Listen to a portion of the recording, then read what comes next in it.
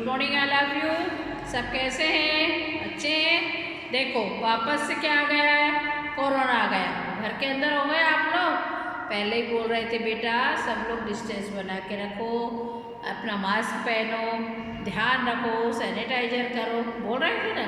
चलिए कोई बात नहीं, अब अपने एग्जाम भी चल रहे हैं, लेकिन साथ में आपको पढ़ाई करना है।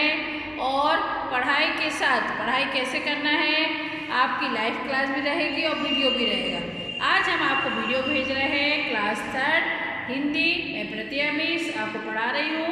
Good morning I love you. अब आप आज पढ़ेंगे पेज नंबर 85 मुहावरे। मुहावरे क्या होते हैं पहले इसको जानेंगे अपन। मुहावरे क्यों होते हैं, क्यों पढ़ते हैं, इसके लिए अब देखो पेज नंबर 85 खोलो सब लोग। मुहावरे, तो मुहावरे का अर्थ है, मुहावरे सीधा अर्थ ना देकर विशेष अर्थ दे दे। जैसे किसी बात को डायरेक्ट ना कह के किसी विशेष अर्थ या एग्जाम्पल देकर समझाया था, उसे उदाहरण कहते हैं। मुहावरे सीधे अर्थ ना देकर विशेष अर्थ देते हैं। जैसे आप कुछ वाक्य है, इस वाक्यांश का ईद और चांद से कोई संबंध नहीं है। इसका अर्थ है बहुत कम नजर आना। क्यों? देखो ईद का जो चांद रहता है वो दूर में निकलता है। चांद तो आसमान में रोज निकलता है, लेकिन ईद का चांद रहता है वो नुकीला, बहुत सुंदर सा फुल मून और दूर में निकलता है, तो उसको कहते हैं ईद का चांद। जैसे कभी कभी किसी का दिखाई देना, अरे वाह आजकल तो आप ईद के चांद हो रहे हैं। मतलब चांद तो रोज दिखता है, लेकिन ईद का चांद बहुत कम दिखता है। जब ईद का चांद ईद रहती है, जब फुल मून रहता है सुंदर सा, तभी ईद मनाई जाती है। मुस्लिम लोग रहते हैं, जब देख लेते हैं आज चांद दूज है, पूरा निकला है, तो उसको फिर दूसरे दिन अब वो लोग ईद मनाते हैं। इसलिए कभी कभी दिखाई देना, तो ईद का चांद होना। इस वाक्यांश का अर्थ दिए जलाना नहीं, इसका अर्थ है खुशी मनाना। दिए अर्थ दिए जलाना नहीं, इसका घी के दिए जलाना। जैसे दीपक सब जलाते हैं, लेकिन घी के दिए जलाना है। अरे यार आज तो बहुत खुशी है, बहुत अच्छा दिन है, तो घी की खुशी का घी के दिए जलाते। बहुत अधिक खुशी होना, बहुत अच्छा घर में काम होना, तो घी के दिए जलाना ऐसे कहते हैं। भाषा को सुंदर बनाने के लिए मुहावरों का प्रयोग किया जाता है। जैसे भाषा को शुद्ध करने के लिए व्याकरण का यूज करते हैं, अशुद्धियाँ रहती है, व्याकरण शुद्ध। ऐसे ही भाषा को सुंदर बनाने के लिए मुहावरों का प्रयोग किया जाता है। अंडरस्टूड? समझ में आया? अब देखो फिर से, मुहावरे सीधा अर्थ ना देकर विशेष अर्थ देते। जैसे इस वाक्यांश का ईद और चांद से कोई संबंध नहीं है। इसका अर्थ है बहुत कम नजर आना। ईद का चांद होना मतलब कभी कभी दिखना, बहुत कम नजर आना। फिर इस वाक्यांश का अर्थ दिए जलाना नहीं, इसका अर्थ है खुशी मनाना। घी के दिए जलाना, बहुत अधिक खुशी प्रकट करना। भाषा को सुंदर बनाने के लिए मुहावरों का प्रयोग किया जाता है। कुछ मुहावरे उनके अर्थ और वाक्य का प्रयोग, कुछ मुहावरे दिए हैं, उनके अर्थ दिए हैं और उसका वाक्य का प्रयोग करना। जैसे अंगूठा दिखाना, मतलब किसी काम के लिए मना कर देना। काम बन रहा है लेकिन अंगूठा दिखा दिया, हमें तो नहीं करना, तो मदद मांगने पर ही मैंने अंगूठा दिखा दिया, किसी की मदद नहीं की। फिर आँख का तारा होना, आँख का तारा होना मतलब बहुत अधिक प्यारा होना, है ना। तो बच्चे अपने माता पिता के आँख के तारे होते हैं। राम दशरथ के आँख के तारे थे। फिर आँख खुलना, आँख खुलना मतलब सावधान होना। अपन को किसी ने धोखा दे दिया, अब अपनी समझ में आ गया है कि आँख खुल गई अपनी, क्या अब इसके साथ अपन को कोई संबंध नहीं रखना, धोखा दे दिया इसने। बच्चे फिर आँख खुलना, सावधान। नौकर की बेईमानी का पता चलते ही सेठ जी की आँखें खुल गई। नौकर बेईमानी कर रहा है, तो जब मालूम पड़ गई तो नौकर बेईमानी का था, सेठ जी की आँखें खुल गई। नौकर की बेईमानी का पता चलते ही, जैसे ही पता चला वैसे ही चलते ही सेठ जी की आँखें खुल गई। आँख लगना, आँख लगना मतलब सो जाना, आँख लगना मतलब सो जाना। कहानी सुनते सुनते रुचिर की आँख लग गई। कहानी सुनते सुनते मेरी आँख लग गई, इस तरह से। फिर आग बबूला होना, आग बबूला मतलब बहुत अधिक गुस्सा होना, बहुत गुस्सा होना। नीलू दोबारा गुलदस्ता तोड़ दिए जाने पर पिताजी आग बबूला हो गए। नीलू ने एक गुलदस्ता तोड़ा था, फिर दूसरा भी टूट गया, उससे तोड़ दिया तो पिताजी क्या हो गए, आग बबूला हो गए। मतलब उन्हें बहुत अधिक गुस्सा आ गई, बहुत गुस्सा हुए कि ऐसा क्यों करा तुमने गंदा काम। समझ में आया? चलिए अब इसके बाद पढ़ेंगे अपन आज पेज नंबर 86। कान पर जू ना रेंगना। कान पर जू ना रेंगना, इसका मतलब ये है किसी बात का असर ना होना। अब जैसे आप लोग से बोलते डोंट टॉक, बातें मत करो, बातें नहीं रखो, लेकिन आपकी कान पे जू नहीं रहती, आप लोग तो कंटिन्यू करते रहते, बात करते रहते, है ना। ऐसे आप ठान लेना मतलब कोई काम का निश्चय कर लेना। हमने ठान लिया कि हमें टेस्ट में 20 से 20 नंबर लाना ही है, इतनी पढ़ाई करना है। निश्चय कर लेना कि हमने ठान लिया मैं इस एग्ज़ाम में प्रथम श्रेणी में ही आऊँगा। पीठ थपथपाना, शाबाशी देना। तो बहुत अच्छे काम करने पे हम बोलते हैं, जो बच्चा नहीं पढ़ता है, पढ़ने लगता है, पीठ थपथपाते हैं ना, शाबाशी देना। अरे वाह, इसने तो पढ़ाई चालू कर दी है, तो शाबाशी देना। कोई भी अच्छे काम करने पर बड़े लोग हमारी पीठ थपथपाते हैं, हमें शाबाशी देते हैं। हमें मुंह में पानी आना। मुंह में पानी तो ऐसा नहीं कि मुंह में पानी आ गया ना कहीं से नार से कोई गए, मतलब जी ललचाना। कुछ खाने की कुछ चीज़ देख के मुंह में पानी आता, अरे हमें भी ये खाने मिल जाए, है ना, हमें भी पिज़्ज़ा मिल जाए, मंचूरियन मिल जाए, तो मुंह में पानी आना, जी ललचाना। पिज़्ज़ा देख कर मेरे मुंह में पानी आ गया। ठीक है, चलिए अब हाथ बटाना। हाथ बटाना मतलब काम में मदद करना, किसी काम में। हम आप लोग से पहले क्लास में भी बोलते हैं अपने माता पिता के काम में हाथ बटाया करो, छोटे छोटे काम करा करो। तो हमें अपने माता पिता के काम में हाथ बटाना चाहिए। हिम्मत ना हारना मतलब आशा बनाए रखना। हिम्मत ना हारना, आशा बनाए रखना। कोई भी ऐसा नहीं कि अभी हम इस बार कम नंबर आए तो नहीं, हम नहीं पढ़ूंगा, हमें कम नंबर आए, तो हिम्मत नहीं आना चाहिए। कोशिश करने वालों की हार नहीं होती, इसलिए आशा बना के रखो, अपन अच्छे इंसान बनेंगे, अच्छे नंबर आएंगे, ऐसी आशा बना। हिम्मत ना हारना, किसी भी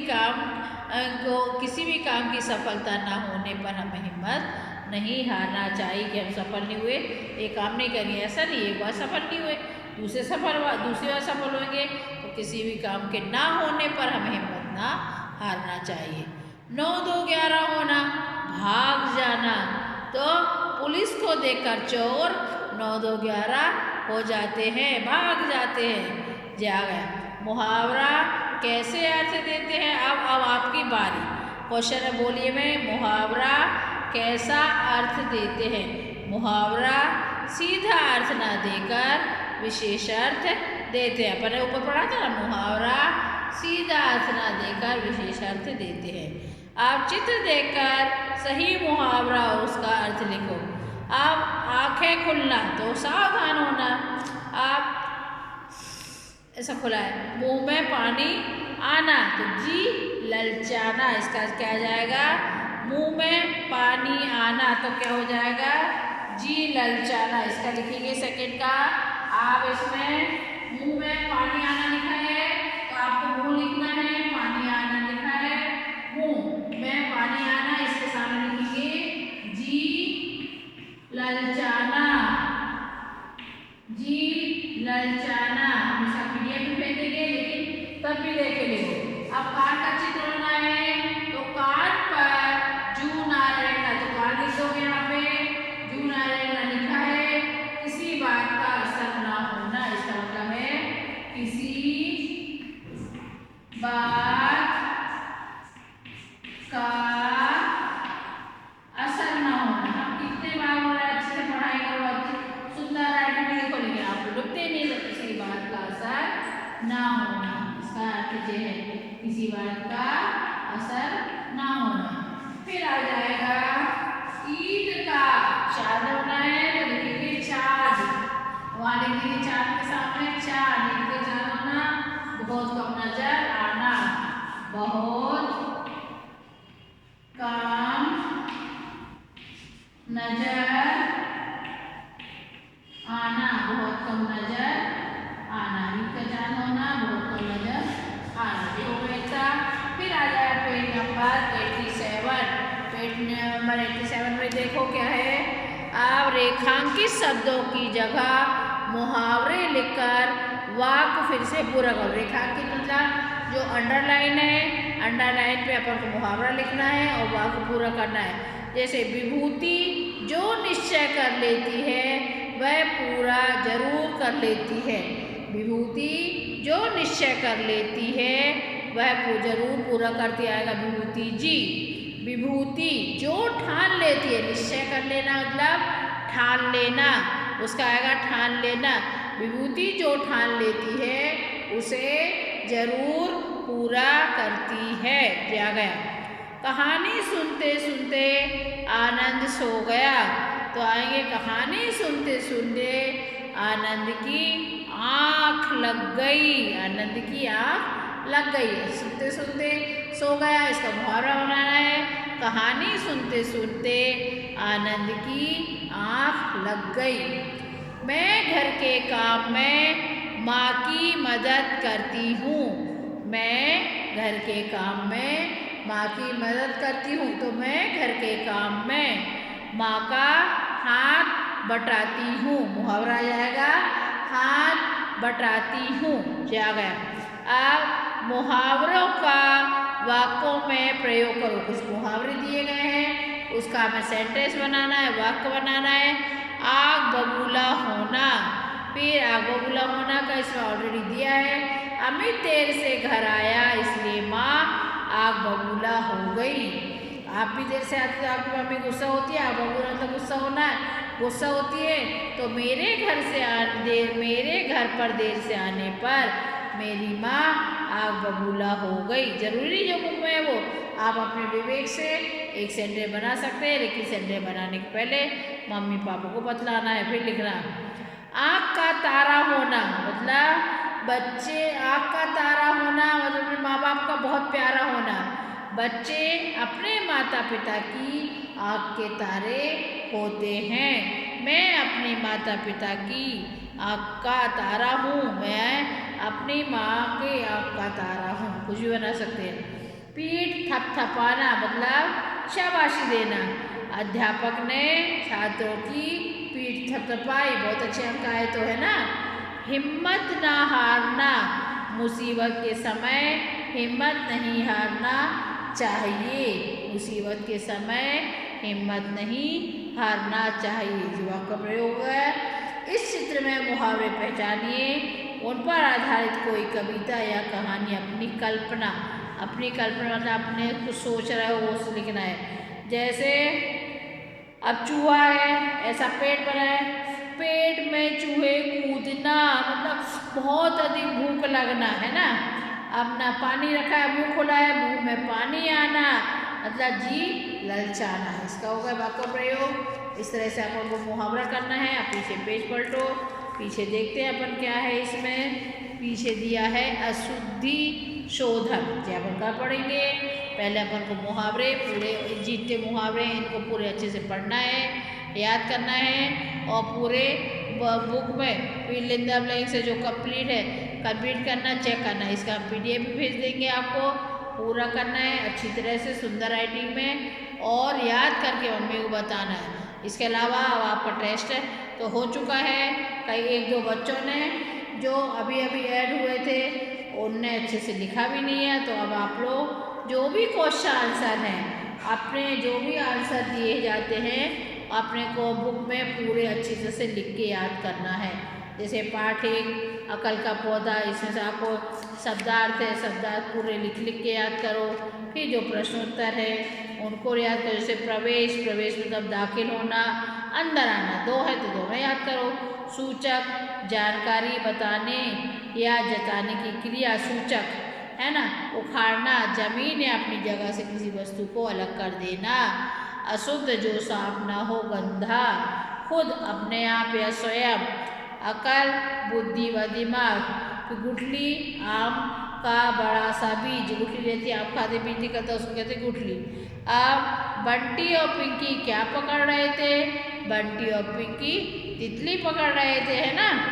बंटी ने पिंकी को कौन सा खेल खेलने के लिए कहा? कौन सा खेल? पेड़ उखाड़ने का खेल, ठीक है ना। अब मारी ने दोनों को खाने के लिए क्या दी थी? सब्जी रोटी। तो ये पूरे अपन को क्वेश्चन आंसर याद होना चाहिए। अब अपने फाइनल एग्जाम भी होंगे, है ना, उसमें भी जो कहा, जिससे कहा उसके चित्र के सामने मिलाना है इसमें, और सही उत्तर पे सही का टिक लगाना, प्रश्नों के उत्तर, और प्रदूषण हटाने, वातावरण को शुद्ध रखने पेड़ पौधे से कैसे सहायता करते हैं। तो ये पूरा हमने प्रोजेक्ट दिया था आपको, जिसने नहीं दिया अभी प्रोजेक्ट वो पूरा बना के भेजना, क्योंकि प्रोजेक्ट में 5 नंबर है, इसके बारे में लिखना अपन को। प्रोजेक्ट था पेज नंबर 16 का, अमूल्य आधारित पर क्वेश्चन नंबर 1 प्रदूषण हटाने में और वातावरण शुद्ध करने में पेड़ पौधे की सहायता। कुछ बहुत सारे बच्चों ने दे दिया, कुछ ने नहीं दिया, तो सामने देंगे और अच्छी तरह से पढ़ाई करेंगे। ठीक है, बाय, थैंक यू।